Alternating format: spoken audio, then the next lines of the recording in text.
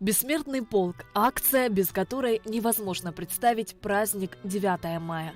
Эмоциональный и трогательный момент. В руках участников портреты родных героев, кто всеми силами, как только мог, приближал великую победу. На передовой или в тылу был важен вклад каждого, неиссякающий поток людей, потомки тех, кто не дожил до этого дня, но так мечтал пройти в строю победителей. Дети, внуки, правнуки, даже самые юные участники шествия знают о подвигах фронтовиков. Нестору Адлиба 11 лет. В его руках портрет прадедушки Николая Ашхарова. Мой прадедушка ушел на фронт воевать за свою родину. Там было 100 с чем-то человек, когда начался бой. И они только 2 человек выжили. Прадедушку хотели расстрелять. Они подумали, что он был предателем. Один из врачей доказал, что он был на фронте и воевал за Отечество. С утра участники акции «Бессмертный полк» собирались на площади Свободы. Ожидая начала шествия, люди поздравляли друг друга, фотографировались, рассказывали фронтовые истории своих дедушек и бабушек. Перед началом акции «Бессмертный полк» организаторы раздали участникам значки с георгиевской лентой. Затем все они выстроились в колонну и двинулись в путь. Полегли когда-то, а превратились в белых журавлей. Они до сей поры с времен тех дальних летят и подают нам голоса. Не потому так часто и печально. Около 200 человек с фотографиями героев Великой Отечественной войны приняли участие в шествии Бессмертного полка от площади Свободы до памятника неизвестного солдата. У каждого в руках портреты родных, участников той страшной войны. Фотография моего дедушки Агрба Ивана Хабуговича. Второй Белорусский фронт. Закончил он войну в Польше, вернулся в 1946 году. Ежегодно с первого дня, как начался Бессмертный полк, мы принимаем участие обязательно. Это наш долг перед ним. Лица героев на скромных фотографиях и больших портретах. Но главное в сердце каждого, кто помнит, гордится и передает эту память следующим поколениям. Для каждого участника шествия это личная память, личная победа. Лиана Цугба держит в руках портрет своего отца, Дмитрия Цугба. На фронт он ушел в 20 лет. Механиком-водителем танка. И во всех сражениях, которые значимые были в Великой Отечественной войне, он участвовал. Сталинградская битва, Курская дуга, освобождали они Освенцим, освобождали Одер-Нису. И, естественно, они зашли в Берлин. Оттуда он уже, вернулся домой, в свое село Баклановка. Награжден орденами Красной Звезды, Великой Отечественной войны 1-2 степени, орденами славы 1-2 степени и множество других медалей. Акция «Бессмертный полк» стала неотъемлемой частью празднования. За каждым портретом история. Эти истории участники «Бессмертного полка» готовы пересказывать десятки раз и передавать будущим поколениям. Ведь каждый, кто сражался и погибал, верил, что его не забудут. Я представляю свою бабушку. Истории мне рассказали с самого детства. Это мой отец, моя бабушка, которая, к сожалению, бабушка ушла из жизни, но она всю свою жизнь, сколько я себя помню, это 19 лет, она мне рассказывала про то, как моя прабабушка, мой прадедушка воевали. С гордостью несу их фотографии каждый год. Титико Матвеевич. В 1941 году ушел на войну, летчик-истребитель, закончил Краснодарскую школу летную. Затем война, погиб в Германии в 1945 году за месяц до войны.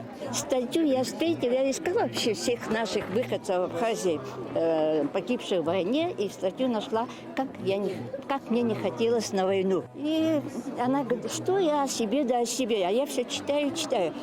Что я тебе? Да лучше я расскажу о своем командире. Это был Кварча Титико Матвеевич, из Абхазии и так далее. Это первые 2 года, 3 года я его искала, и вот в такой статье я его нашла. И она пишет, в каком был он, с кем дружил, с какими командующими он воевал. По генеральским фамилиям я легче было искать, где это 306-й был полк истребительный, где воевали. И так я его нашла вплоть до того, где он похоронен в Германии и так далее. Жизнь во время войны гораздо сложнее и запутаннее, чем любое кино. Здесь и чудесные спасения, и удивительные истории, и мистические совпадения. И самое главное – осознание того, что жизнь, она не где-то завтра, она здесь и сейчас. Потому что завтра может не быть. Многие так и остались без вести пропавшими в период Великой Отечественной войны. Это фотография моего дедушки папы. Да, ему было где-то 22 года, он с первых дней войны как ушел, и никто не знает, пропал без вести. Он мой дядя, мамин родной брат, поехал в армию, бедный, служить в армию, и в Керчи застала война. И пропал без вести. Вот с тех пор ничего абсолютно неизвестно. В каждой семье есть свой герой, которому мы говорим спасибо. Они всегда будут жить в наших сердцах, пока мы бережно храним фронтовые истории и фотографии, память о них. В колонне много молодежи и детей. Гордо и с достоинством они несут портреты героев. Мы не должны забывать тех, кто сражался за мирное будущее, говорят они. Празднование Дня Победы не просто получает новую форму, но и обретает совсем новое, важное для страны значение – рождение новой традиции, объединяющей все поколения. Жуков Федор Иванович. В России находился Красноярский край, село Тюхтет. Там родился, там вырос. И когда началась война, он оставил свою жену и 6 детей и ушел на фронт. Воевал во всех направлениях, работал шофером.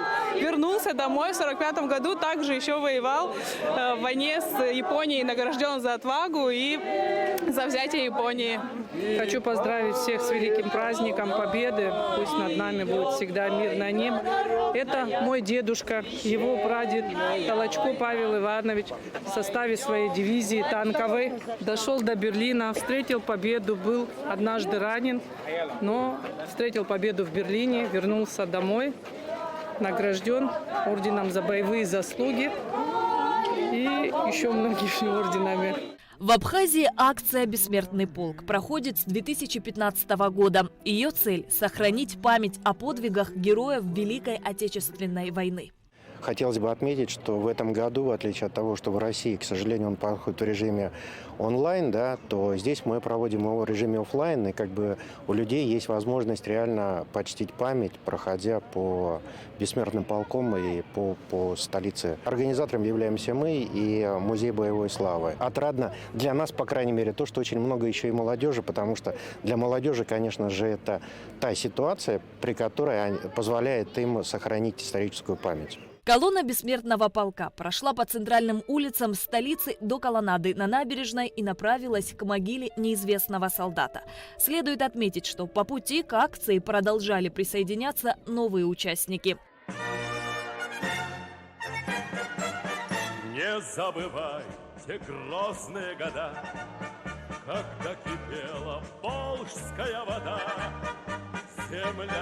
Майский день наполняло ясное ощущение, что каждый не пронес портрет героя, а провел его родного через всю набережную, крепко держа за руку. Колесо истории словно повернулось вспять. Бессмертный полк прошел по Сухумской набережной вместе с живущими ныне, ради которых воевал. И напомнил всему миру: мы победили. Шазина Ханагуа, Михаил Братухин, Абхазское телевидение.